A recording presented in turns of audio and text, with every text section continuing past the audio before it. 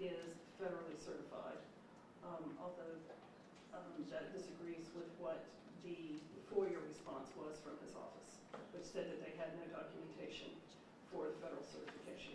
And did his... Your Honor, I would object. She's not testified that the Secretary of State said anything, just that they produced documents. No objection, overruled. And so in Mr. King's affidavit, did he identify did he provide a reference number for the certifications he were able to use? Yes, so to the question of, let's first deal with federal certification. Mr. King gave the numbers of 3 NASED systems, 3 different systems that had received certification back in 2005. None of those, though, are the system that his office says is in use today. I say says, excuse my common language, Your Honor. It does not reflect the information that his office provided as the system that is in use today. Those two, the comparison of what's in use today per the FOIA request compared to the systems that Merle King gave in his document response do not match. Now, did you prepare any summaries of these document productions by the Secretary of State and KSU? I did. I'd like you to take a look at exhibits 27 and 28, which are in front of you. Your Honor, we would object to this extent she's trying to testify about summaries of documents that she received. At this point, I'm not, it's general objection, there's not a question before the witness except to look at those documents.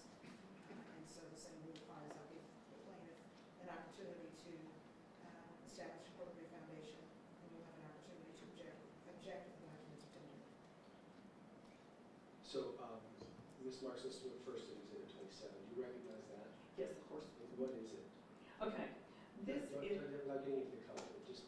Okay, this is a list of the components that are, according to the FOIA request from CES, the components that are being used today in this election. And then... That's sufficient for identification. And then, who prepared exhibit 27? I prepared it with the help of the law firm. Yeah. They were doing making the slide pretty. I prepared the content.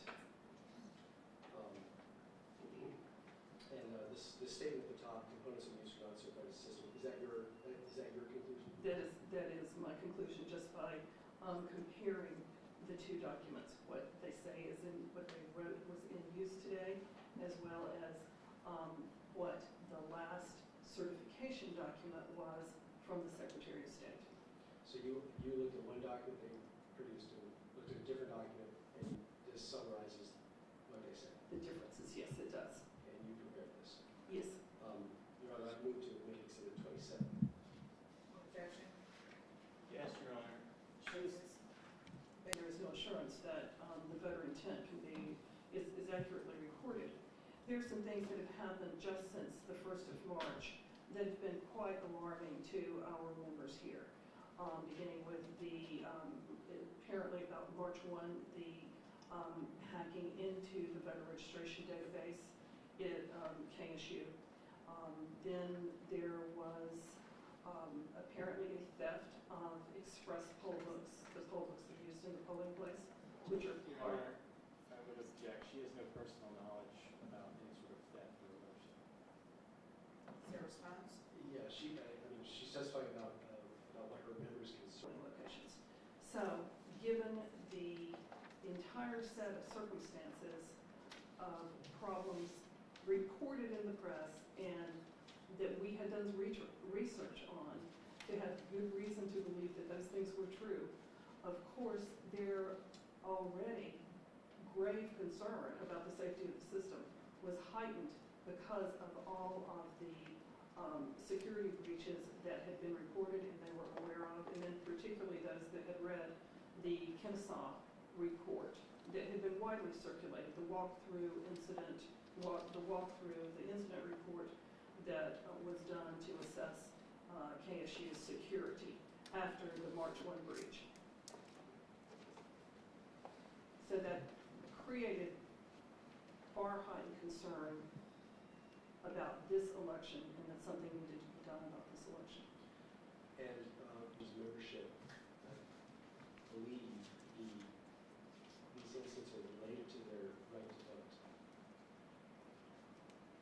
Well, of course, the right to vote includes by implication that the vote is going to be accurately recorded as the voter intends. And our members have a general understanding of how insecure the system is, as well as all of these reported breaches, to know that the system, even in layman's terms, cannot be relied on as being secure, that it must be presumed to be insecure after all of these various things have happened and have been widely reported, as well as the known vulnerabilities in the system to begin with. We would object. Correct. Why is that really preferable to voting on this system? We wouldn't want to see anyone vote on this system because of all the testimony that the court has already heard today, as well as what's all of the academic research that's been done that shows that these systems are not reliable.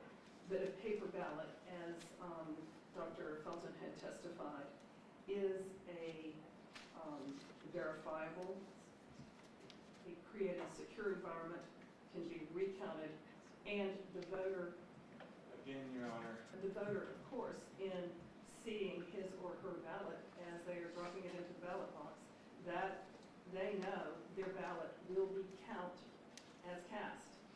Because in fact, hand counting paper ballots, that is observable by the public under Georgia law.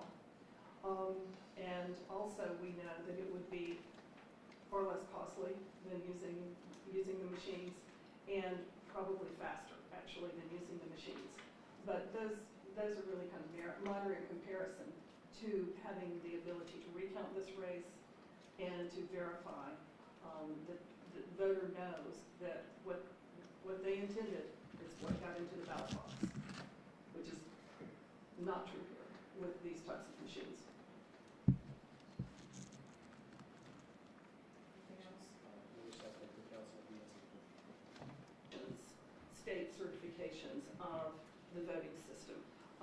The first one begins in 2002, May 23rd, 2002, under Secretary Cox, and the final one, and they're in reverse chronological order, going to the oldest at the bottom. And the most recent certification in this group is one that's dated November 27th, 2007, and signed by Secretary Handel. Is that November 27, 2007 certification, is that answerable to your open records request? No, not at all, and we received this as well today from KSU.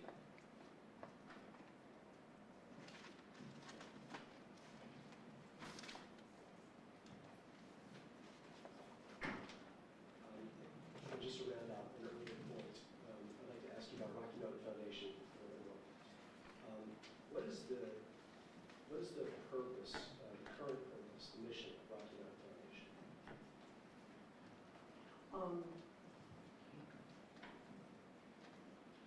While we have authority to do a broad set of public interest work relating to constitutional rights and all sorts of public interest things, our primary purpose and focus in recent years has been on voting rights issues, election transparency, voter privacy, and we have done a considerable amount of either litigation or litigation funding for other nonprofit parties or public interest lawsuits for, it's all been election related to date. So sometimes it's election transparency in trying to obtain election records for the public oversight. And those purposes, are they approved by whatever managing board you have? Yes, they are. Okay. And they're filed every year on our 990, or Form 990 with the IRS. And does the most recent one that you filed reflect what you just testified to? Yes.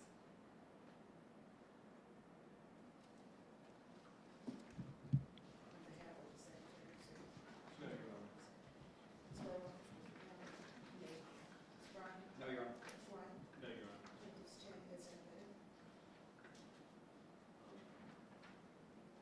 Ms. Marks, has anyone from the Secretary of State or KSU told you As I testified earlier, our members here in Georgia, who particularly those who are voting in the 6th District congressional race, have become increasingly alarmed by the recent events and particularly some of the responses that we got from Kennesaw State University when we asked about system certification and found out there was none.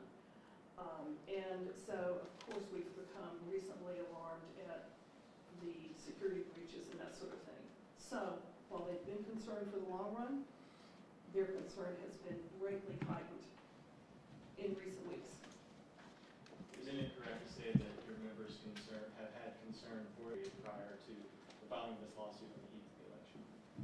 Oh, absolutely. As I say, some of them have been working at this longer than I even knew what a voting system was, and have been concerned about these DREs and have done things like worked on legislation in other states to get rid of, and have been successfully done so. So, yeah. I told you that no one at the address 3379 Spring Harbor Drive, Doraville, Georgia 30340 is registered to vote. I don't know the answer to that. What if I told you that no one with the name Xuan Hoa Nguyen, spelled ZUANHOANGUYEN,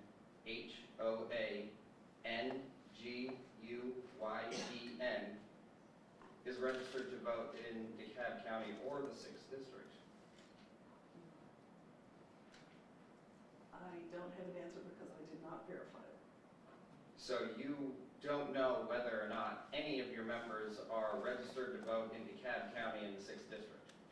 Well, I believe that Donna Curling, who is plaintiff, I believe that would have been in her verified complaint. Donna Curley? Please Yes. refer to Plaintiff's Exhibit 18. Donna Curley, do you see Donna Curley's name listed on? Yes.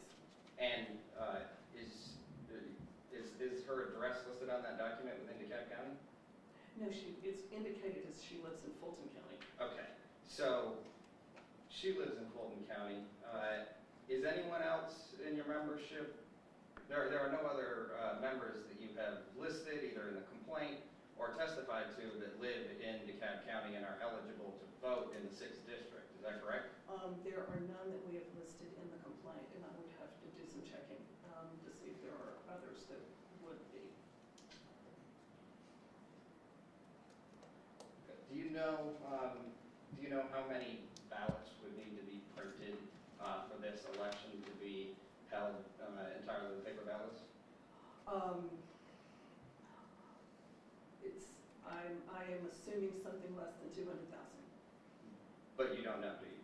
Well, I certainly don't, because I don't know what the policies are of each county superintendent on how much safety stock they prefer to have and that sort of thing. I'm just assuming that it would be under 200,000 ballots. It's just kind of from the time I've been around elections, but I would assume it would be something like that. And do you know how many of those would be in DeKalb County? Oh, I don't know the numbers well enough to know. Do you know how many optical scanner machines would need to be purchased to properly count the ballots in DeKalb County? I do know that. You do? Mm-hmm. And how many would that require? 0, because we're talking about hand counting paper ballots, not optical scan. So in order to properly count the ballots, it would take no optical scan machines. So did you hear the testimony of your expert witness that specifically said that a paper ballot system also? Scanning and counting of absentee ballots. But that's really not what I was talking about in terms of hand counting of paper ballots. So you are requesting that this court order the DeKalb County Board of Elections and Maxine Daniels to use solely paper ballots, is that correct? That is correct. You do not want her to use an optical scanner machine that would verify the paper ballots, do you? Well, optical scanner machines don't verify paper ballots. Optical scanner machines read the markings on a paper ballot and then interpret them, tabulate them, and record out the results. But they are part of the voting system, just like in Exhibit 27. That is the paper ballot optical scan, AccuVote OS. OS stands for optical scan. It's part of the voting system. And what we are saying here in our testimony is that it is not just the DRE that we are concerned about. We are concerned about the entire system that is in use, the system that is not certified. And so that's why we're asking for the relief of the only verifiable method of determining the end result of this election is hand counting of paper ballots. Do you know how long it would take to train the employees and poll workers of DeKalb County in order to be able to conduct an election with solely paper ballots? I have a pretty good idea because I was part of this, the jurisdiction had to switch to hand-counted paper ballots. And so I observed the training process and the hand-counting of paper ballots. And it took almost no time because we learned in grade school how to count ballots, particularly when we've only got one race on the ballot.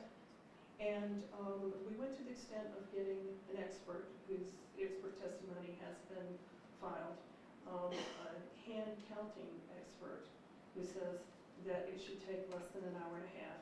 That's consistent with my experience in watching numerous hand counted. I've watched numerous hand counted paper ballot races, and it can be quite efficient. In fact, my experience is it's far more efficient in a small race like this than holding up the machines, taking them down, securing them, transporting the cards to be uploaded into the gym system. You'd actually get faster results, and it wouldn't take much training of people to know how to hand tally a two-person race. So you don't know how much it would cost to train the DeKalb County poll workers in conducting an entire election with paper ballots? Well, I think common sense would tell us that the number of hours involved in teaching people how to hand tally paper ballots would be a fraction of the time that it would take to set up the machines every day, bring them down every day, then go through the tallying at the end of the day on election day with these machines. It'll be a fraction of those man hours. I think you could probably train the people, from at least my observation of having seen it done before, you could probably train people within 20 to 30 minutes and train them and then go back over the training a second time. Your Honor, move. I'm going to guess it was probably 6-7 weeks ago, some time ago. Was this prior to the special election or after the April 18th special election? In other words, was it for this runoff election or was it for the primary election or the special election? That he told me he intended to vote. I think, So you haven't had any conversations with him since the April 18th election in which he indicated that he intends to oh, run yes, off? yes. Oh, certainly I have, but that he intended to vote. Yes, I have. I thought you were asking me when did he first tell me that he intended to vote? Yes, I'm aware that he, as of a few days ago, he intended to vote. And I don't believe he has voted yet as of that time. How did he tell you he intended to vote? In what format? I believe he might have told me both in a text message and by telephone. Would it surprise you to learn that Mr. Alpitz ran in a primary race for Congress in the 11th district in 2012? I thought I knew something about him running for Congress, but I couldn't, I don't think I knew him in 2012. Would you be surprised to learn that he participated in that 2012 election on these very machines that you say he's concerned as a member about? I don't have any idea whether he voted by DRE or by absentee paper ballot. I wouldn't know that at all. But I suspect that when he did vote, he voted by whatever system Georgia required.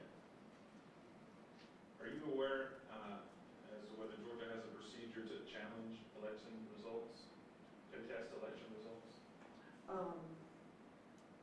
I believe the procedure starts with a potential recanvassing that can be requested within 3 days, before the election results are certified. I believe you can start with the recanvassing, and you're permitted to do a recount under certain conditions. And Question was, what is the process? I'm sorry, Are you aware of I guess I was trying to say. Yes, are you aware? Is I'm there- aware of some of the processes. Ms. Morris, you have to follow the rules, because otherwise it makes my court report insane. We can only speak one at a time, and when you hear my voice, you just stop speaking. Fair enough? Contest election results, meaning to file a litigation contesting the election results, or just are you asking me about challenging the Is there a results? legal process to challenge election results in Georgia? Yes, there is. Okay. And would it surprise you that Mr. Alpitz, having run for Congress in the 11th district and lost on these very machines, that were conducted on these very machines, would not have challenged the method of taking those votes in 2012? I don't know anything about that election or how close the election was, or whether at that time he fell into the recount rules, his results, fell into the recount parameters, or I don't know very much about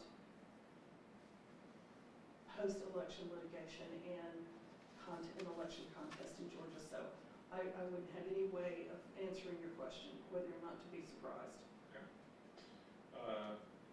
Just one more follow-up. And you provided Mr. Alpitz his address here, but I believe your testimony as to Ms. Wynn, or I'm not sure if it's Mr. or Mrs.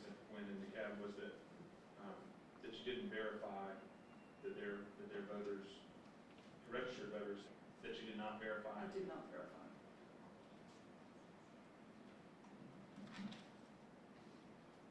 And in fact, they told you that they lived there. Stop making the witness, please. All right, Your Honor, at this point, I don't have any more questions for Ms. Marks. Merle, M-E-R-L-E, Stephen, S-T-E-V-E-N, King, K-I-N-G.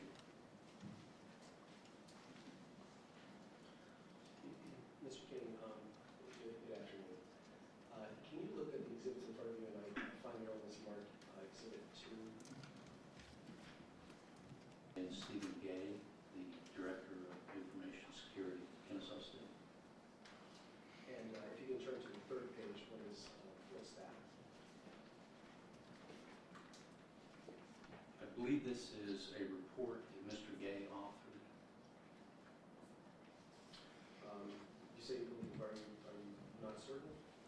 I did not author it, and since it's attached to Mr. Gay's email, I assume it was done by his office. And does Mr. Gay work for Kennesaw State University? He does. And do you also work for Kennesaw State University? I do.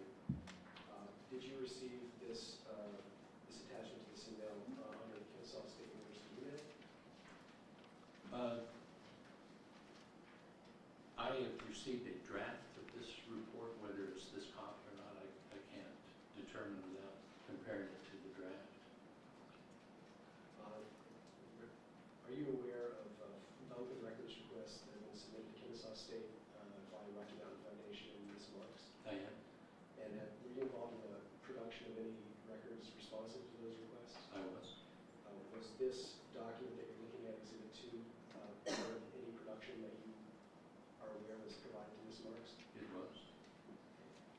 Your Honor, we would renew our motion to admit Exhibit 2. Any objection on behalf of the Secretary of State? Yes, Your Honor, we would object that he has not authenticated that this is the final version of the document and he's not. Ms. Burwell? Same objection. Ms. Ryan? Same here. Mr. White? Yes, Your Honor, and I also wanted to add that the copy of the exhibit that we have contains a letter at the front that he has attempted to identify. So we wanted to clarify for the record what he's seeking to admit here.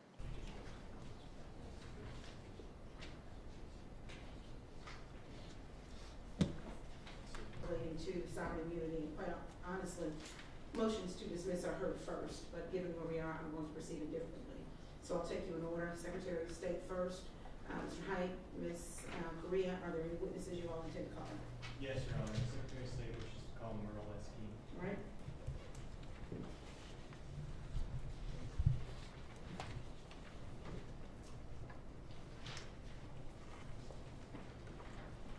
So can you remind me that you're still under oath, sir?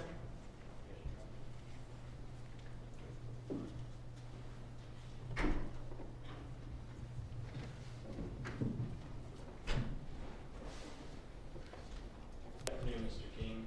Could you please state your full name and occupation for the court? Merle Stephen King. I am Professor Emeritus at Kennesaw State University and Executive Director of the Center for Election Systems. And how long have you been in that position? I've been the Executive Director since 2002. Could you provide us with your educational background? Yes, I have an undergraduate degree in biology and master's degree in business administration and business information systems. And could you please describe your prior experience outside of the Center for Election Systems with voting or election systems? Beyond the work I do at the Center for Election Systems, I work regularly with the U.S. and on other issues related with election operations. I work with other states on developing requirements for voting systems in 2002. And have you ever been qualified as an expert in a court proceeding specifically related to voting and voting systems? I have in Pima County, Arizona. Your Honor, at this time, Secretary of State would like to present Mr. King voting system standards. Is there any voir dire on behalf of the plaintiffs? Yes, Your Honor.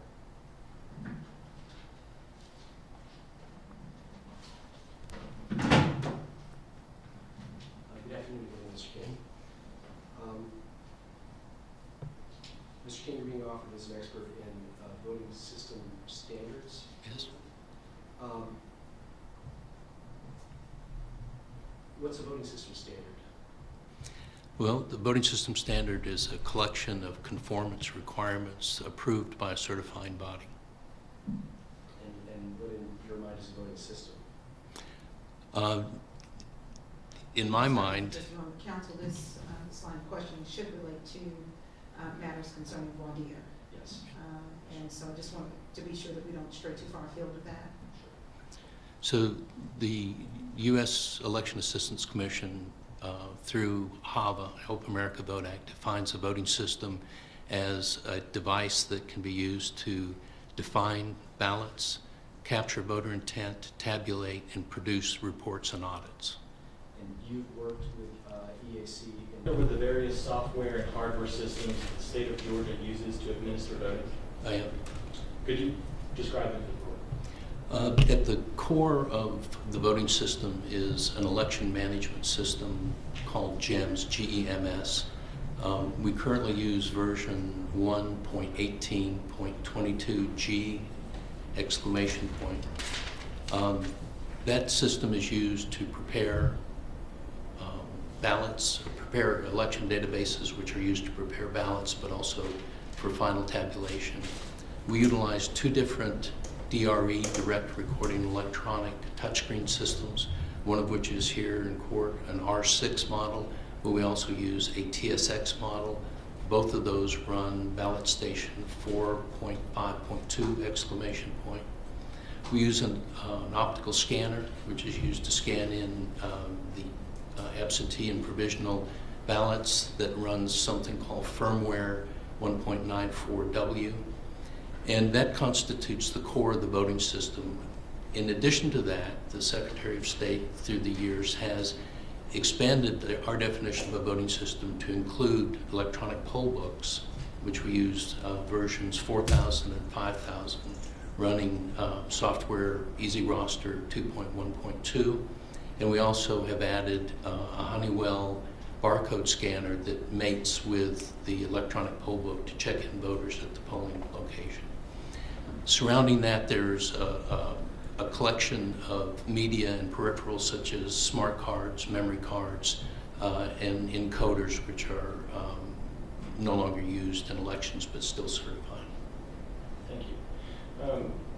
From the voter's perspective, could you describe the voting process in Georgia? Their steps through the process of becoming voters.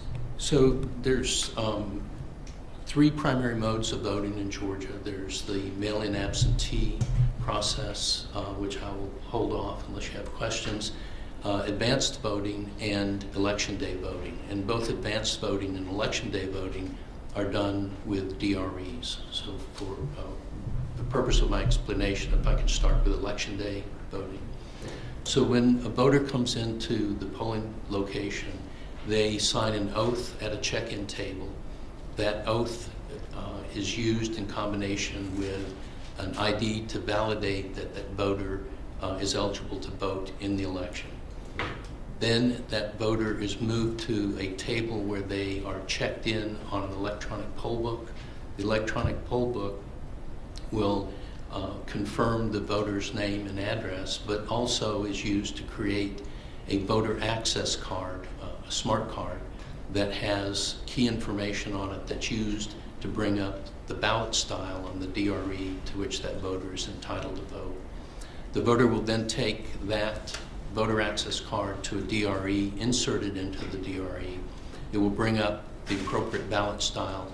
The voter makes their choices, confirms their choices, and then presses the cast ballot button on the DRE.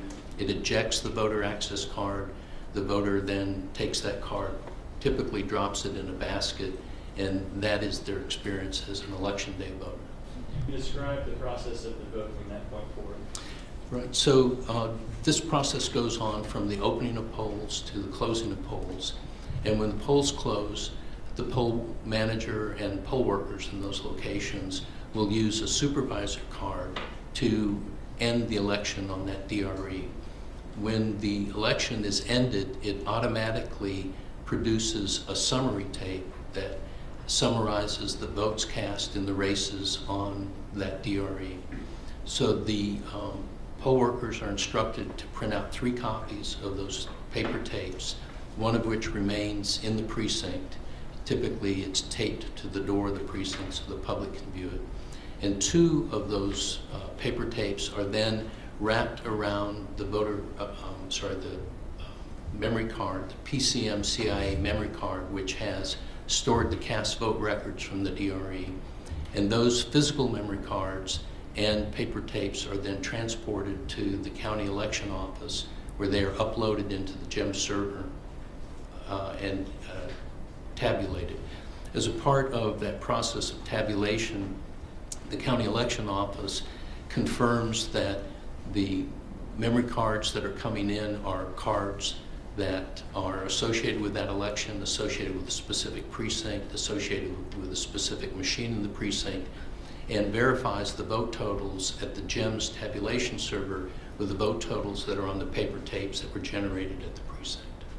And I'm handing you what the plaintiffs have previously entered as their Exhibit 26. Do you recognize this document? I have not seen this before. The plaintiffs have presented this document as evidence that at some point there is a transmission of the phone lines between collection centers and the GEMS central server tabulation. Can you explain that process for the court? Objection. This is contested. Hopefully, the witness answer the question, because they The process that's depicted in this illustration it illustrates how Fulton County can transmit unofficial results from collection centers in the county because of the size of the county and the traffic congestion into their central office rapidly on election night. I would note, though, that these memory cards, the PCMCIA cards that are depicted here, must still make the journey to the tabulation server and must still be uploaded into the tabulation server at the center. So this would depict a pathway for unofficial results, but not for the results that are used for final canvass and certification. So would the official results of the vote ever be on a machine that would be connected to the internet? They would not. Mr. King, what, if any, security measures are in place to protect the integrity of voting in Georgia? Well, there's a variety of test protocols that are applied, but probably the most important is to understand how the voting system is layered with not only cybersecurity encryption, but there's also physical security that controls access to the devices, controls the media, access to the media, and procedural security, which ensures completeness of results and at final tabulation. So I think what's important is, just as in the context of looking at a component of the system, you have to evaluate the end-to-end security of the system and understand that there are verification and reconciliation steps throughout the process.